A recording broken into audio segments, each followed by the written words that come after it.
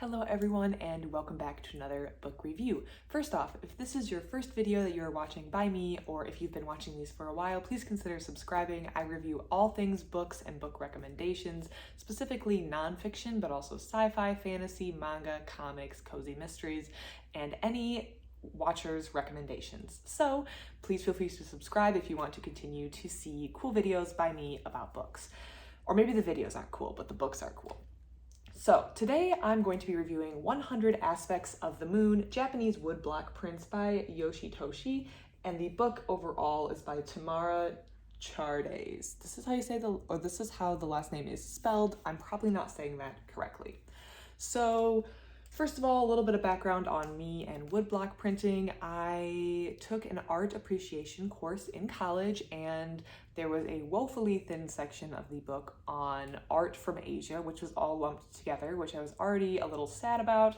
And there was about 3 paragraphs on Japanese woodblock printing, which was also woefully inadequate because it was my favorite section, or one of my favorite sections of the entire art history course. I love it. I love the way they look. They're very interesting to me and I love viewing them. So when I was in the library a few weeks back, or maybe a week back at this point, I found some books on Japanese woodblocks and I checked them out. My other one is called Japan Journeys, and that one I'm also going to be reviewing, so look for it on my channel. It should be out eventually. It'll be out on the channel with my review.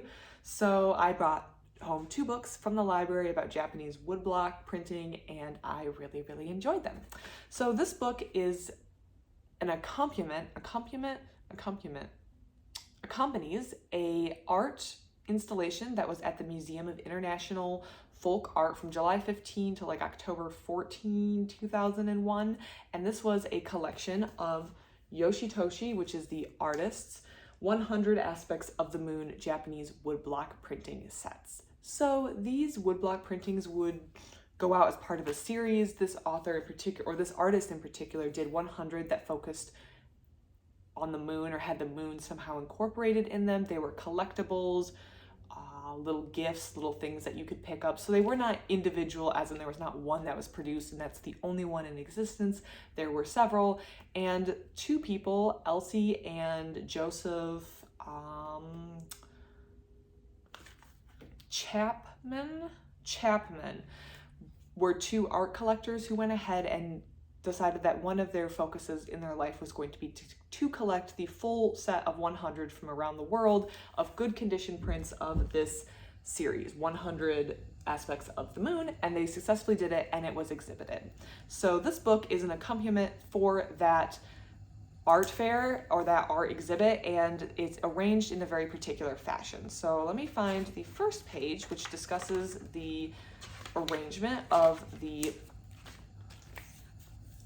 art. It is broken into 3 sections, so all of them have the moon as a focus, but they're broken into 3 sections: part 1, literature, myth, and music; part 2, the warrior; and part 3, the floating world.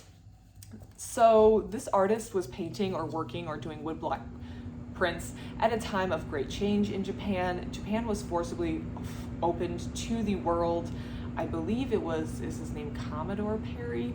He was an American, I believe, who forcibly forced Japan to open up to the world after a period of self-imposed isolation. So there was a rapid change in Japanese society and culture, and the book talks about how this artist in particular witnessed this changing away of this old world that he seeks to memorialize or discuss in his woodblock printings with the new world that was coming in. But it's also important to note that he was not immune to this new world. He was influenced by some of the things. They talk about the expressions on the people's faces. So he tried to memorialize some of the old world in these woodblock prints. So that's where we are, and that is the time frame or the context in which this author or this artist was printing these works. I want to say author because it's woodblock printing, but then it's an art. So that's kind of where I'm at.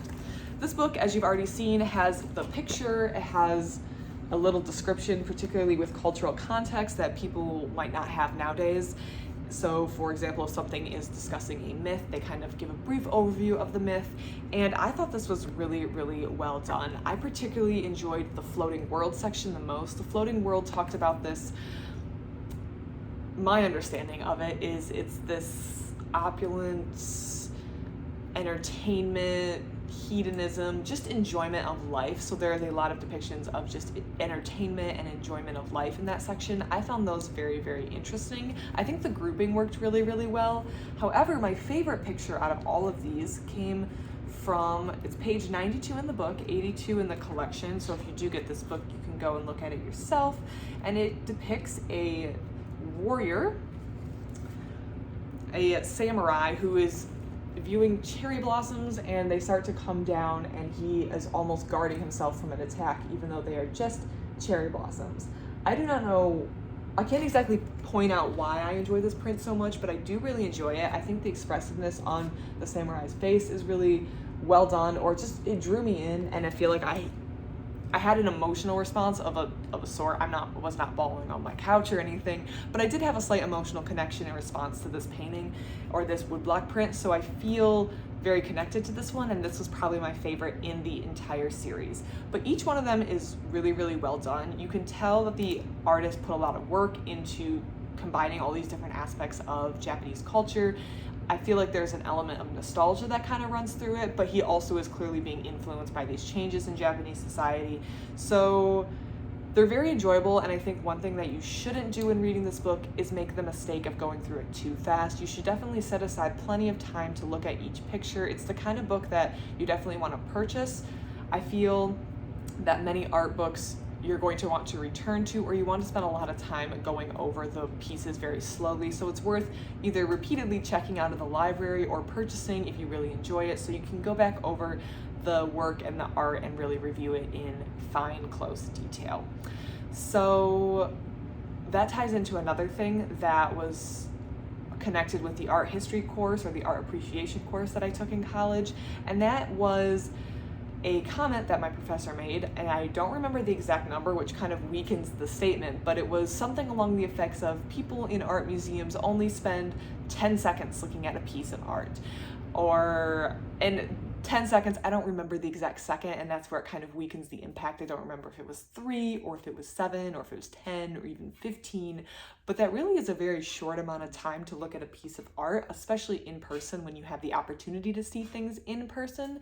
So one thing that we really worked on in our art appreciation course is looking at a piece of art for quite a bit of time, because I feel like the longer you look at the piece of art, the more you take in.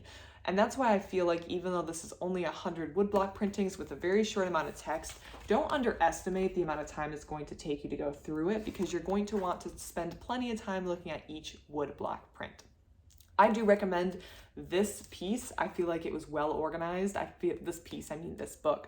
I feel like it was well organized. The subject matter was interesting. It was a great introduction, at least in my opinion, to the artist. There was a good balance of the art versus explanation, so it wasn't going too overboard into analysis of the woodblocks, but giving you enough context to enjoy the piece, or at least get you started. I'm sure if any of these are interesting to you, there's whole books on this, I'm sure. I can almost guarantee it, but I do recommend this as a really great place to start.